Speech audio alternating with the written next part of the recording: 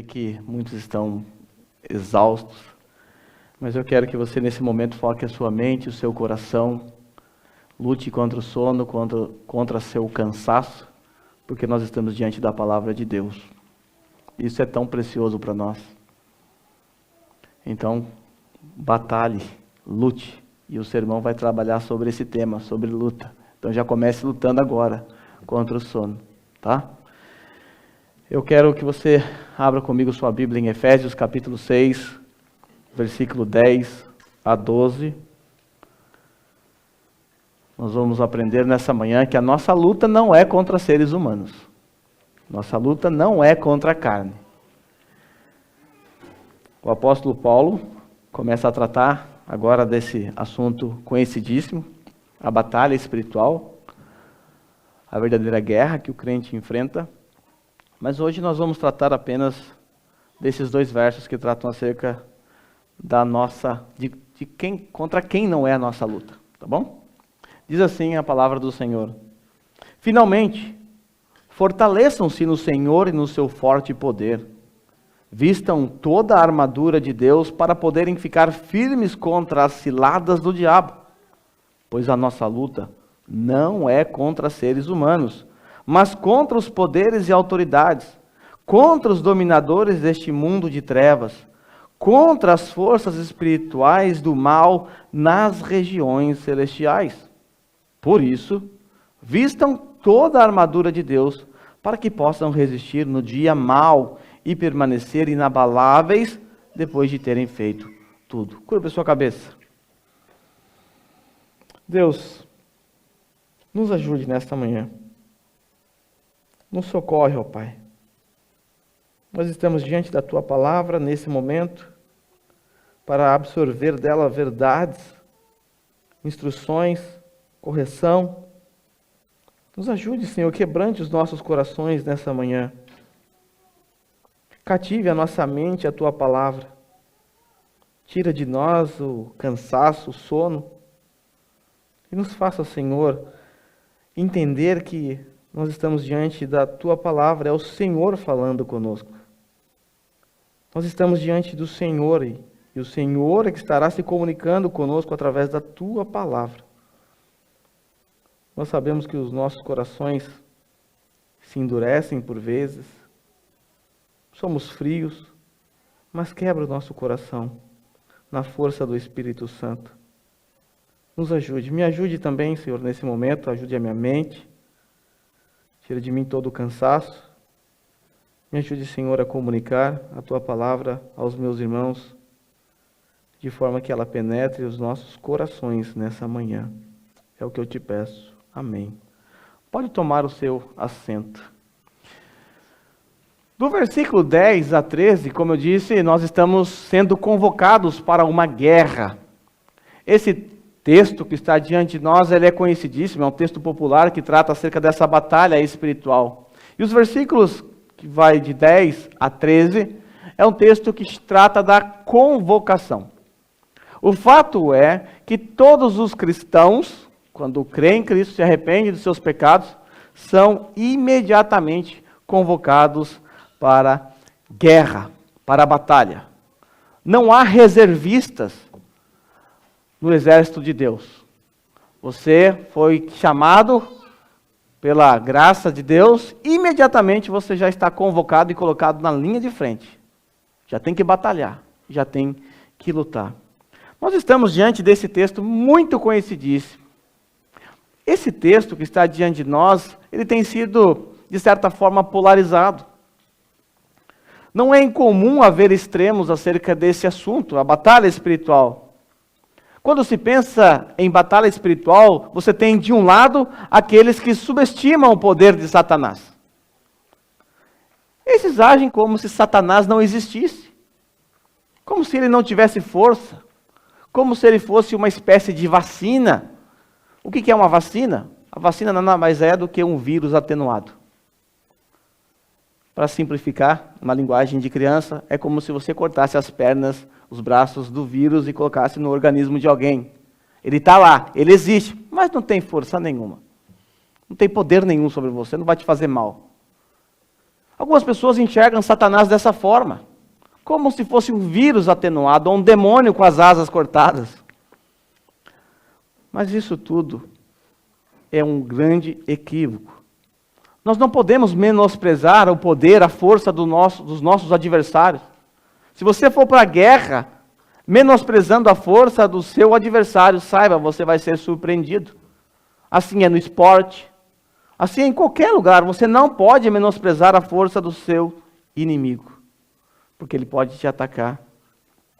Sendo assim, um grande erro que devemos evitar nesse campo é menosprezar ou desconhecer as artimanhas de Satanás. O apóstolo Paulo, escrevendo a sua segunda carta aos Coríntios, lá no capítulo 2, versículo 11, ele mostra que conhece as artimanhas de Satanás. Ele diz assim: a fim de que Satanás não tivesse vantagem sobre nós. Ele é astuto. Ele quer tirar vantagem sobre o povo de Deus. Paulo sabe muito bem disso. E ele diz assim no finalzinho desse versículo, versículo 11: pois não ignoramos suas intenções. Não podemos ignorar as intenções de Satanás. Nós não podemos de maneira nenhuma negar que Satanás e seus pares são poderosos. Lembra do que Jesus disse a Pedro em Lucas capítulo 23, 31 e 32?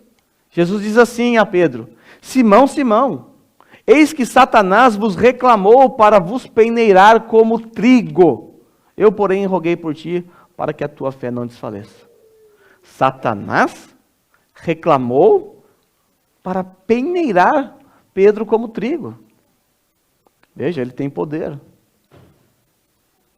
Jesus é que não deixou. Poderia citar a história de Jó também, que você conhece muito bem. Mas existe também um outro extremo. Um extremo é você menosprezar o poder do inimigo. O outro extremo é você superestimar o poder do inimigo. Algumas pessoas veem Satanás em tudo.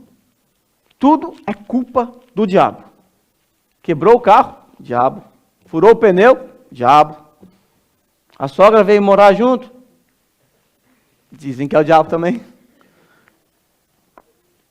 Tudo é culpa do diabo. Enfermidades. É um exagero.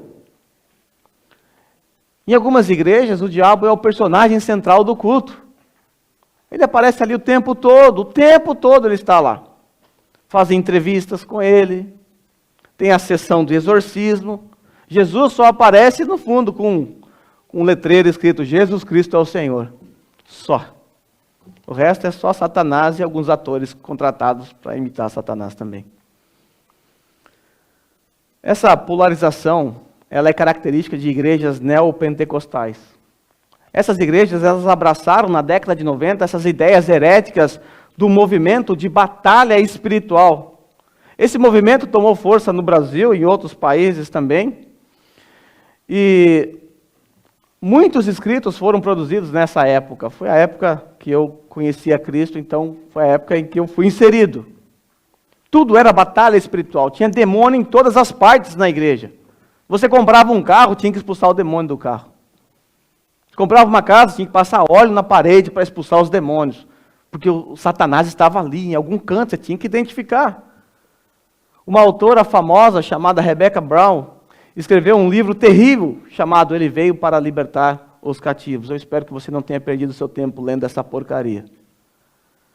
Se você tem mais de 30 anos, acho que a maioria tem, e frequentou alguma igreja evangélica na sua infância, você deve se lembrar de expressões como está amarrado, está repreendido. Essas expressões, elas são frutos dessa maldita doutrina nefasta da batalha espiritual. De forma que esse movimento exagera demais no poder de Satanás. Para eles é como se houvesse um dualismo, como se Satanás e Deus competissem em força, em poder.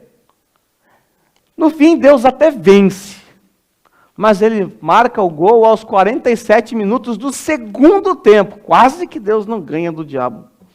Ufa, dessa vez nós vencemos. Essa é a mentalidade dessas pessoas. Eu tenho uma triste história na família, na verdade na família da Rose.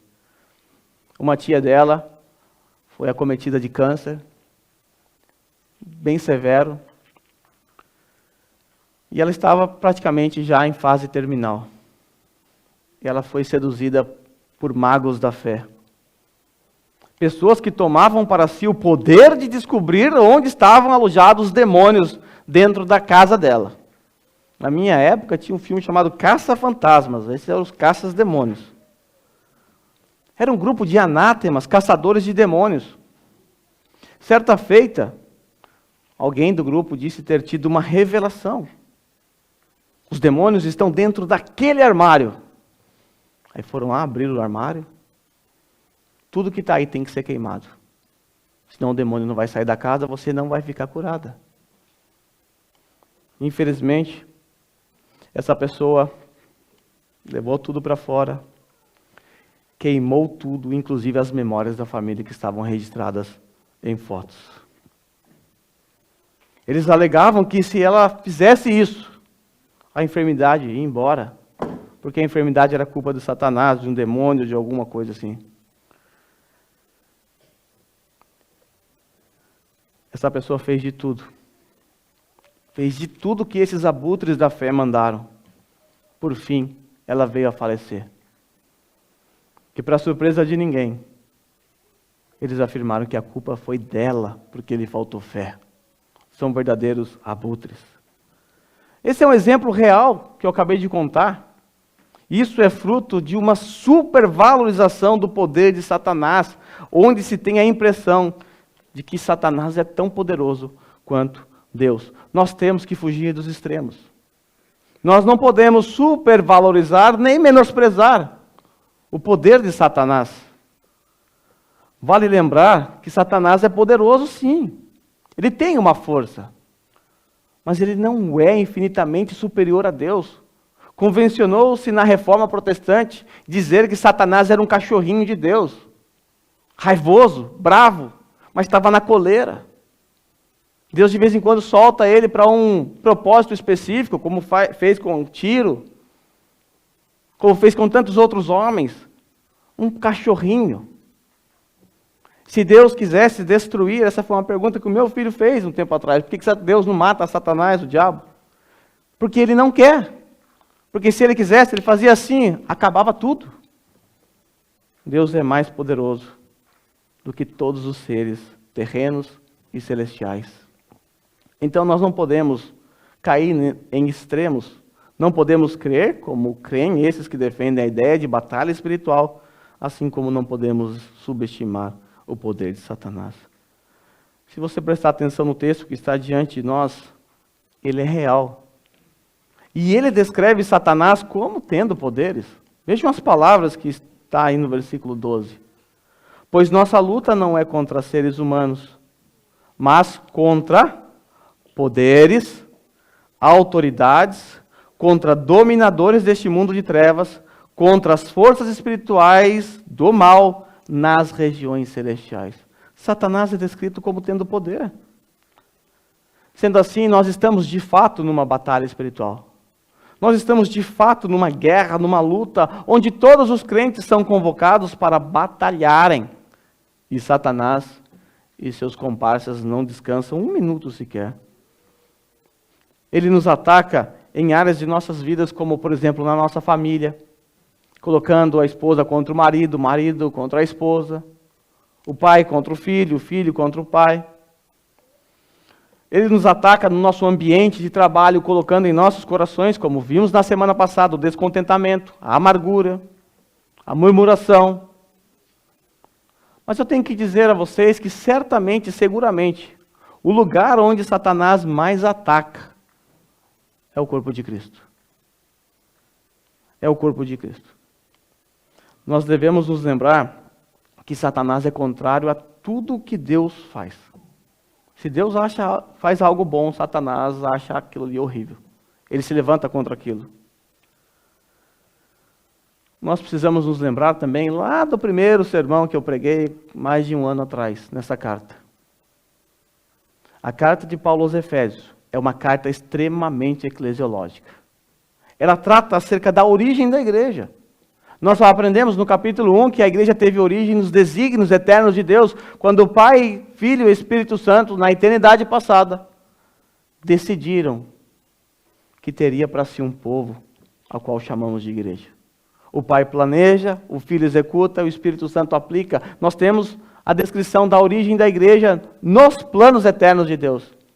Quando nós entramos no capítulo 2, nós aprendemos que Deus tem a igreja em alta conta e que na origem da igreja já Deus age de forma sobrenatural. O que Deus faz ali? Deus une judeus e gentios, quebrando o muro de separação que havia entre eles. A inimizade. A missão de Satanás dentro dessa comunidade, e dentre outras comunidades bíblicas, é reconstruir um muro de inimizade. É o que ele mais faz dentro da igreja. É o que ele mais gosta de fazer, semear discórdia. Satanás, ele usa combatentes que estão desacompanhados de suas armaduras e usam esses para criar inimizade. É preciso ter em mente o imperativo encontrado no capítulo 4, versículo 3, onde Paulo diz assim: façam todo o esforço para conservar a unidade do Espírito pelo vínculo da paz.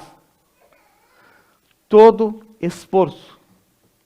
Nós vimos, quando estudamos esse texto, que Paulo quer dizer que você deve empregar toda a sua força.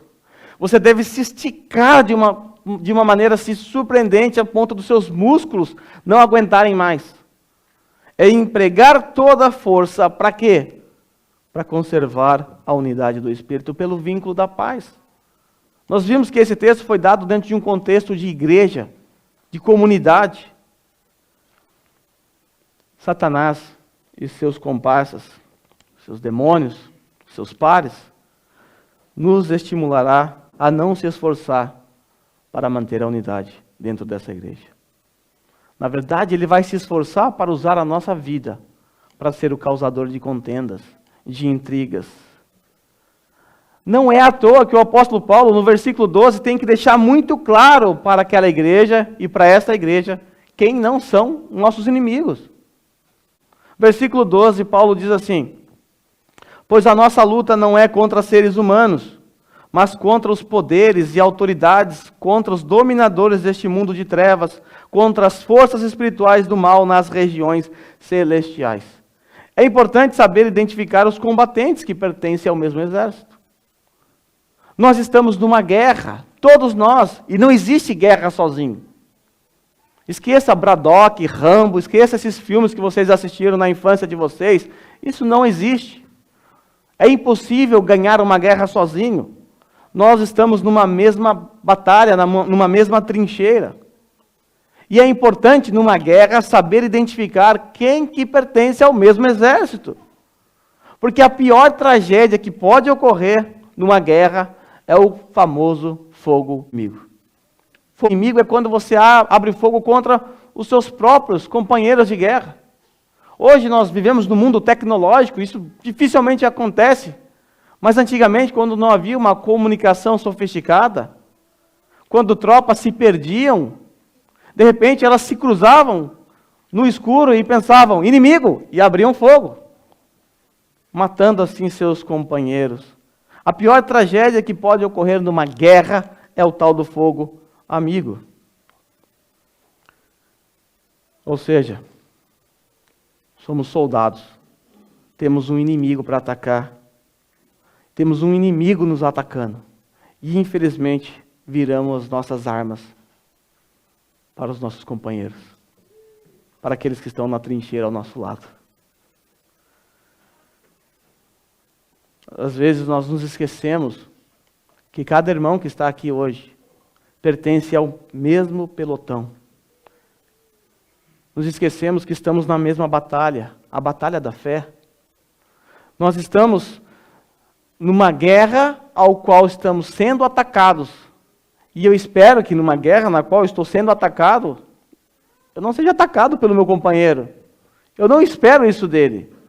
Eu espero do meu inimigo que está vindo me atacar. Desse meu companheiro que está do meu lado, eu espero que ele me defenda. Eu espero que ele se coloque na minha frente quando eu estiver desatento, que ele me acorde e fale, ei, o que você está fazendo? Preste atenção. Por que você está com medo da guerra? Jamais eu vou esperar que o companheiro, meu aliado, vá me dar um tiro. E às vezes isso acontece dentro da igreja.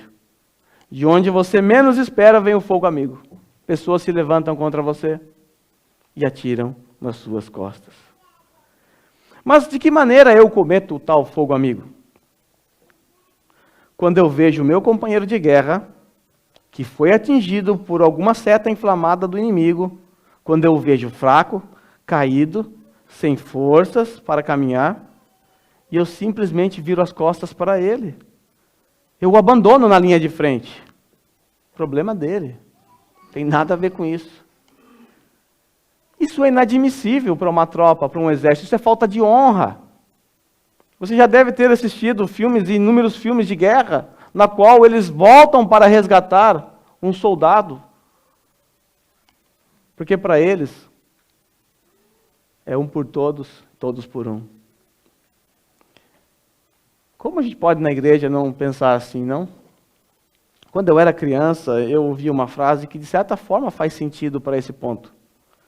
A frase dizia assim: a igreja é o único exército que costuma deixar os soldados feridos para trás. Nenhum soldado, nenhum exército do mundo faz isso. Todos voltam para buscar o soldado Ryan. Só os antigos entenderam. Mas não é isso que muitos de nós fazemos quando percebemos que algum irmão se encontra desanimado, fraco em sua fé? Talvez pensamos, não é problema meu, ou é problema do pastor. É problema do marido, é problema de outro, mas não é meu problema. Não tem nada a ver com isso. Não tem sido, nesses casos, a maledicência o fruto dos nossos lábios? Está lá o companheiro na trincheira, ferido, sangrando. Ao invés de resgatá-lo, o que nós fazemos? Abrimos fogo amigo. Maledicência. Descemos a língua nele. Criticamos. Não somos capazes de oferecer socorro, de orar, de exercer misericórdia, de amar. Apenas emitimos a nossa nota de juízo temerário. Isso é o que mais fazemos. Eu também abro o fogo amigo quando eu vejo um soldado aliado caminhando em direção a uma mina explosiva. Ele está caminhando numa direção a qual você sabe que ele vai explodir. E eu não o aviso dos perigos. Eu não aviso. É meu companheiro, tem uma mina na frente, vai explodir. Eu não aviso, não mandei ele ir. Quando nós agimos assim, nós somos soldados ileais. E nós merecemos severas punições. Tal atitude é inadmissível para um exército terreno. Imagina para um exército celestial. Será que essa não tem sido a nossa conduta em muitos casos? Nós percebemos, irmãos, não andando de maneira digna dessa vocação. E o que nós fazemos? Prestamos a nossa língua ao diabo. Não o alertamos acerca do risco. O que devemos fazer então quando nós tomarmos ciências de que alguém dentre nós não está vivendo de maneira digna essa vocação? Está fugindo da missão. Está saindo do pelotão. Está obstinado. O comandante está dando a ordem. Ele está obstinado, ele acha que é o Braddock. Ele vai vencer sozinho. O que nós devemos fazer? Devemos ofertar a nossa exortação piedosa. E que fique claro aqui que há uma grande diferença entre a exortação piedosa e a exortação pecaminosa. A exortação piedosa possui um único objetivo: ganhar o irmão. A exortação pecaminosa também possui um único objetivo: a destruição do irmão. Esse é o maldito fogo estranho que deve estar longe desse arraial. O que fazer quando um de nossos soldados cair? Primeiro precisamos entender que temos uma missão. A nossa missão ante um soldado ferido é orar, em primeiro lugar, a seguir buscar em secreto, mostrar a ele a luz da palavra, que ele não está andando de maneira digna da sua vocação. E se esse soldado for convencido pela palavra de Deus e se arrepender, missão cumprida. Missão dada, missão cumprida. Lembre-se, a nossa missão nesse caso é secreta. Ninguém pode saber. Somente os soldados envolvidos. Ninguém pode saber, é uma missão secreta. Mas caso o soldado ele se mantenha obstinado, nós receberemos uma nova missão. Agora nós recebemos a missão de voltar no outro pelotão que está atrás e buscar a ajuda de 3 ou 2 soldados experientes para nos ajudar nessa missão. Havendo arrependimento, missão cumprida. Havendo obstinação por parte do soldado, então a Suprema Corte Militar será acionada para deliberar sobre o assunto. Nesse ponto aqui, a missão ela sai do âmbito privado, secreto, e passa para o âmbito público. Agora toda a tropa é informada sobre a situação desse soldado. Temos um companheiro que está agindo de maneira estranha. Nós precisamos resgatá-lo. Já foi enviado um soldado. Já foi enviado 2 ou 3 soldados. Agora todo esse pelotão precisa se unir numa só força, com todas as suas armas, a fim de resgatar esse soldado. Então, a partir de agora, toda a tropa é convocada para essa missão. A missão de ofertar a exortação piedosa para que o soldado obstinado se arrependa. Se houver arrependimento, então essa tropa terá cumprido a sua missão. Caso não haja arrependimento, receberemos uma nova missão. Teremos que expulsá-lo da tropa. Irmãos, eu acabo de descrever a doutrina da disciplina eclesiástica. A doutrina essa que foi ensinada em Mateus capítulo 18.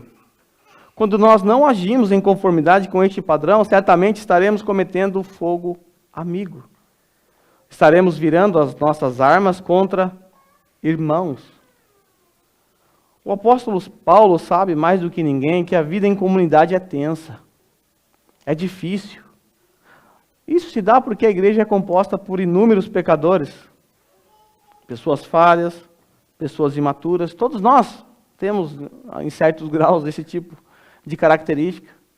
Falhamos, erramos, agimos com imaturidade. Nós somos falhos. Somos pecadores. Por isso o apóstolo Paulo precisa nos alertar hoje. A nossa guerra não é contra a carne, não é contra sangue. A minha guerra não é contra vocês. A guerra de vocês não é um contra o outro. Estamos na mesma batalha, na mesma guerra. Sendo assim, queridos irmãos, guardemos nossa língua para não difamar ou caluniar nossos irmãos. 30 chibatadas por segundo na língua. É um pente carregado às vezes. Precisamos guardar nossas mentes de nutrir sentimentos pecaminosos contra nossos irmãos, tais como inveja, amargura, indignação, ira pecaminosa e todo tipo de maldade. Nós vimos isso aqui no capítulo 4.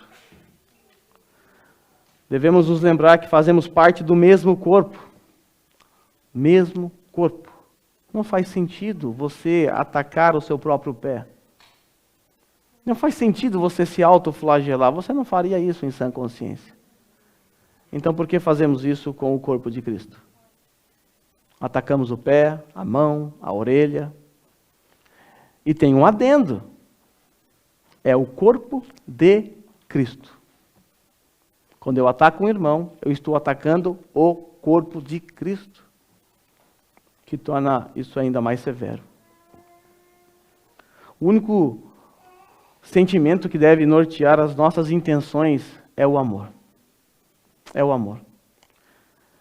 A nossa tendência, às vezes, é quando a gente ouve a atitude de alguém, ou ouve algo de alguém, é logo a gente já criar no nosso coração uma história, uma cena na nossa cabeça.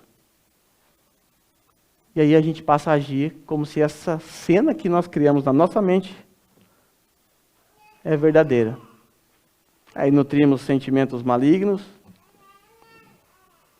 contra a pessoa, ficamos chateados. Já aconteceu comigo inúmeras vezes. Depois eu vou conversar com a pessoa, falo, poxa, não era nada do que eu estava pensando.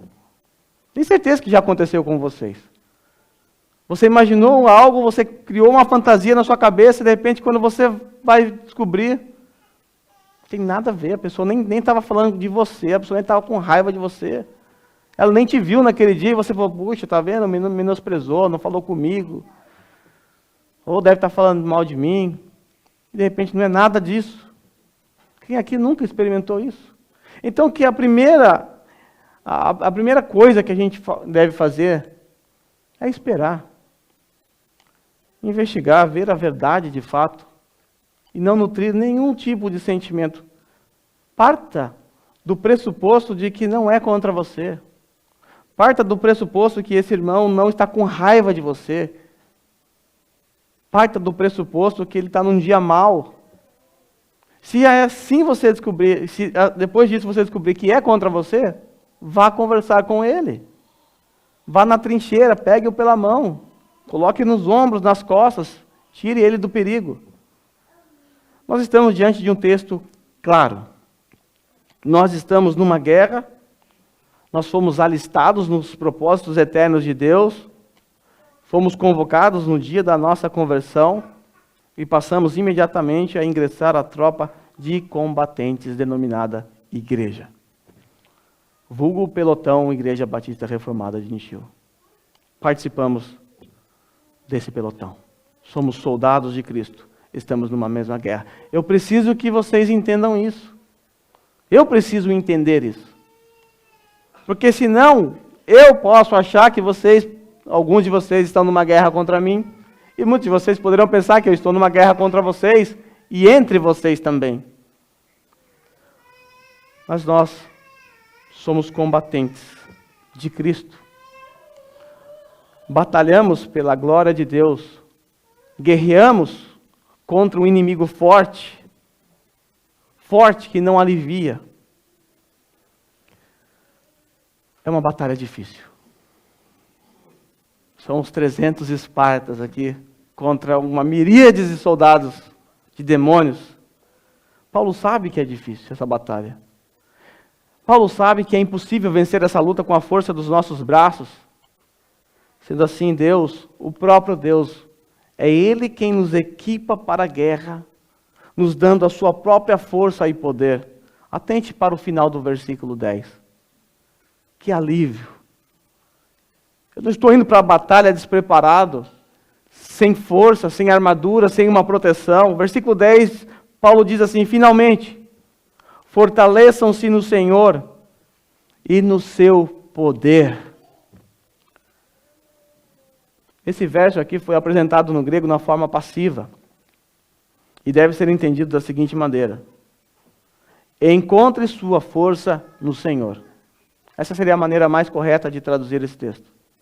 Encontre a sua força no Senhor. A força vem de Deus.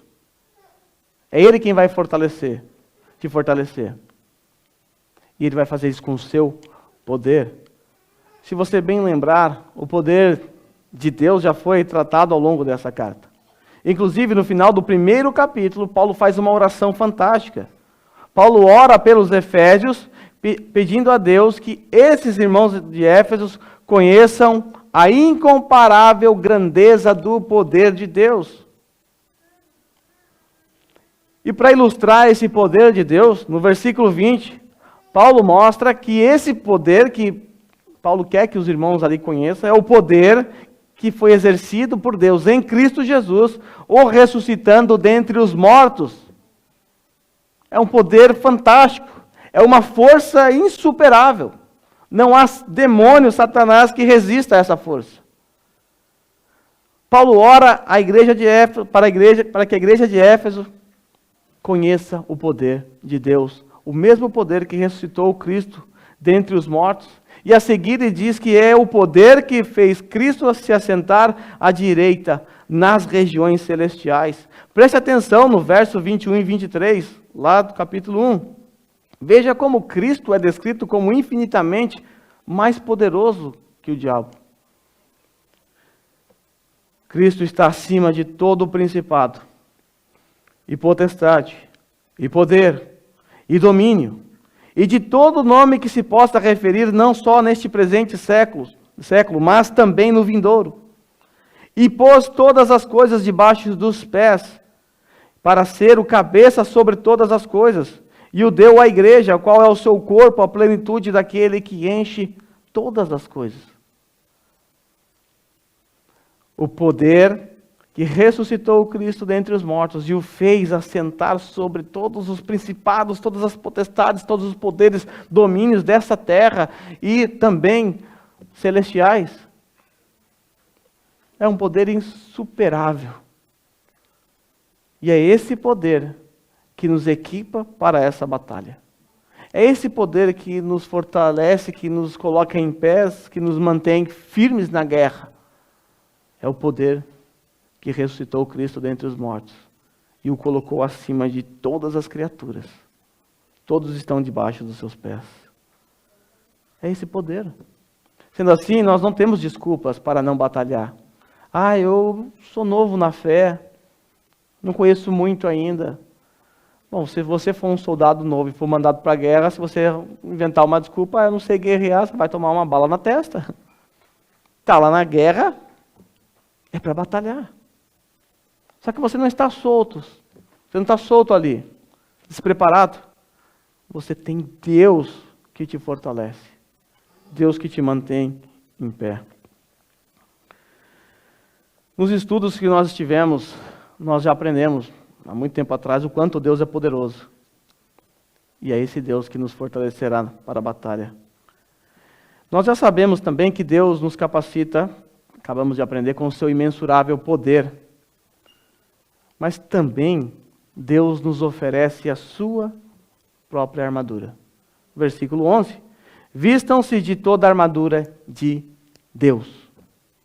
Ele vai te dar as ferramentas, as armas, ou aqui a armadura para você batalhar.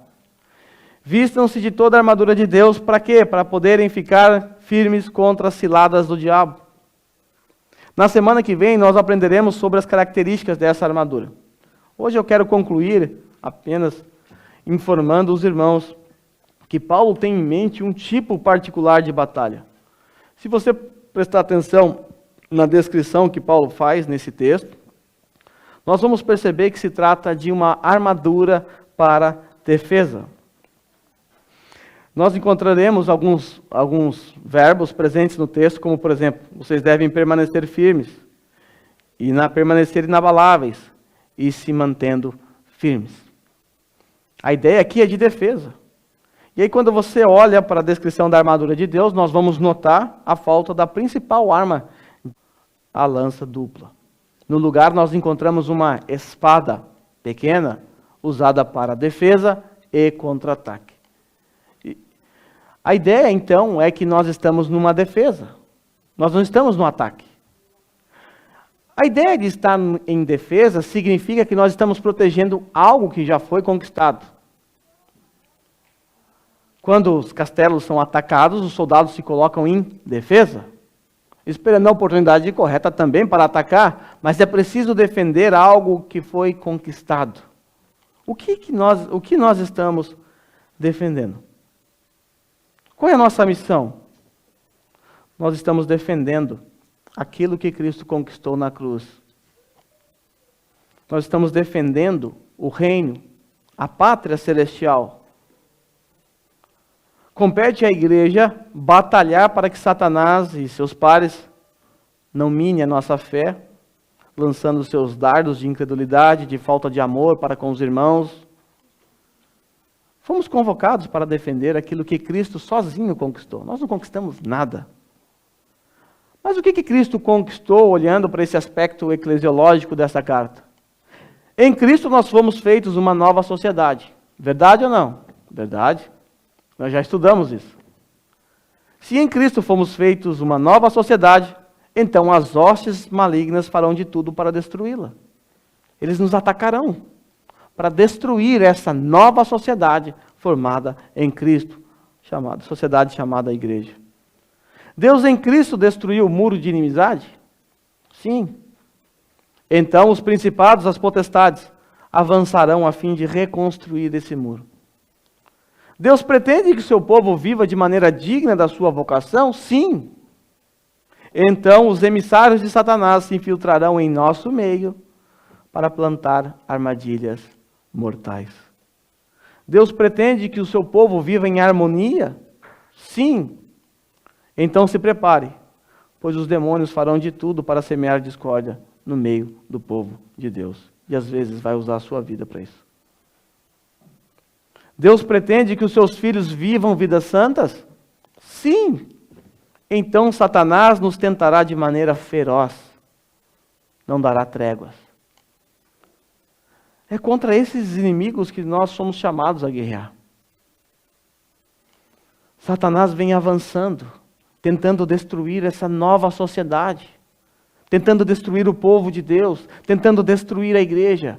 E nós precisamos nos manter firmes, na força do Senhor, inabaláveis, na linha de frente, com toda a armadura que o próprio Deus nos deu, para não deixar que as flechas cheias de fogo dos nossos inimigos sejam ateadas no nosso meio.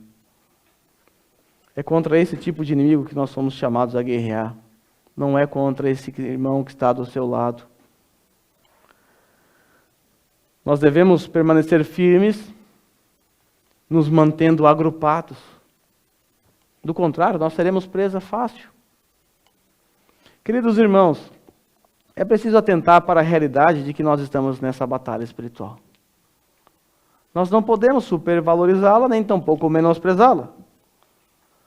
Mas, acima de tudo, nós temos que entender que a nossa batalha não é contra nossos irmãos. Eu estou repetindo isso inúmeras vezes de propósito.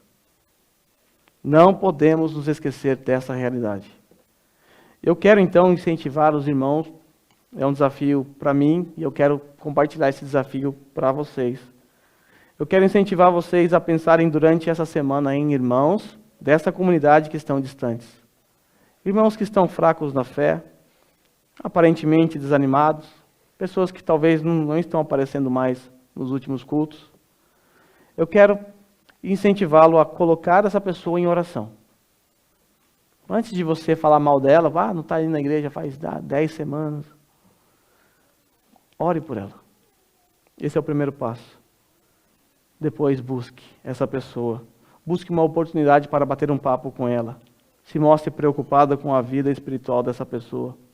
Pergunte se ela precisa de alguma coisa.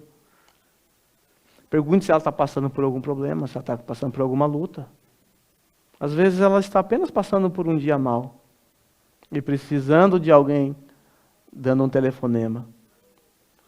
A maioria das vezes, esses irmãos precisam apenas que alguém empreste os seus ouvidos, dê aquele abraço apertado. Às vezes apenas precisa sentir um carinho, receber uma oração. Algumas vezes eu recebo ligações de irmãos passando por problemas terríveis. E em muitos casos, após esse irmão contar ali por 4, 3, 5 horas toda a sua luta, no fim a pessoa passa e me agradece pelo que eu fiz, mas eu não fiz nada, absolutamente nada. Tudo que eu fiz foi ouvir esse irmão. Às vezes é isso que a pessoa precisa. Ela precisa saber que tem alguém ouvindo. E ao ouvir, ela sabe que essa pessoa vai orar por ela, que ela não está nessa batalha sozinha. Ela não está presa no meio da floresta, afastada de sua tropa. Há um exército por detrás. Há um soldado companheiro na retaguarda. Às vezes é isso que a pessoa precisa. E eu tenho certeza absoluta que todos vocês são capazes de fazer isso. Ligar, está tudo bem? Está precisando de alguma coisa? Quando alguém ligar para você, estou aqui, pode falar. Conte a sua história. Vamos orar? Eu creio que todos nós somos capazes de fazer isso. Porque isso é que é ser igreja. Cuidar dos soldados, isso é ser igreja. Cuidar uns dos outros, isso é fraternidade da fé. Nós não somos um clube de associados. Quando você se torna membro aqui, você não recebe uma carteirinha que você tem direito, acesso VIP, bancos privilegiados. Você recebe uma tag com o seu nome para você entrar na guerra, na batalha. Agora você pertence a esse pelotão. Existem outros pelotões por aí, outras igrejas. Nós estamos nesse pelotão. Recebemos ordens específicas de Deus para se defender das artimanhas de Satanás contra esse pelotão. Isso faz parte do que é ser igreja. Isso faz parte do que nós chamamos de discipulado. É preciso lembrar que fazer discípulos é o que a igreja é e faz. Sendo assim, nós precisamos levar o discipulado a sério. Nós precisamos entender que todos nós somos chamados para o discipulado. É a maneira com a qual nós guerreamos.